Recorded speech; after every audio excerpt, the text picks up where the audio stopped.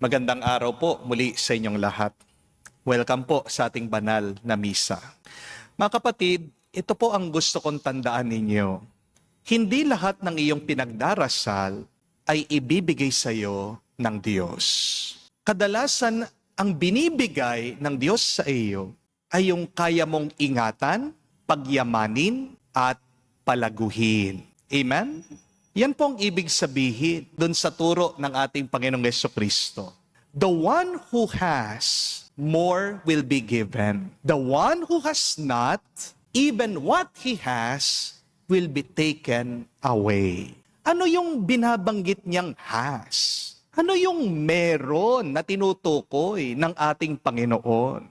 Ang meron dito ay yung ugali ng pag-aalaga, pagpapahalaga, at pagyayaman sa pinibigay ng grasya ng Diyos.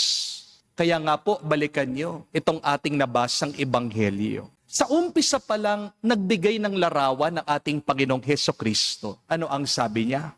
Hindi daw nilalagay ang ilaw sa ilalim ng buslo o sa ilalim ng kama. Ibig sabihin, hindi sinasayang ang binibigay niyang biyaya. Kapag binabaliwala mo ang bigay ng Diyos, hindi ka na niya bibigyan muli. Amen? Understand? God will not give you more if you do not appreciate and cultivate.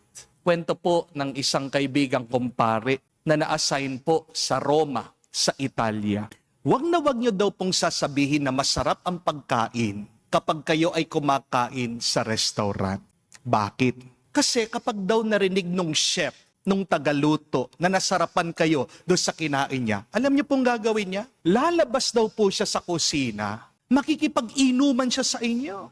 Ibibili kayo ng wine, ililibre yung inyong pagkain. Ayan. Dahil in-appreciate mo yung luto niya, dadagdagan pa niya yung pagkain na in-order niyo. Tingnan niyo po mga kapatid, you will have more if you are more grateful. Amen? Tanong, bibigyan mo ba ng pagkain yung bata? Kung nakikita mo, nilalaro-laro lang niya yung kanyang pinggan. Di po ba hindi na? So understand, when God does not answer your prayer, God is just preparing your heart and your character. So before asking God for something, ask first yourself. Can I manage the blessings that God will give me? Bago ka humingi sa Diyos, maging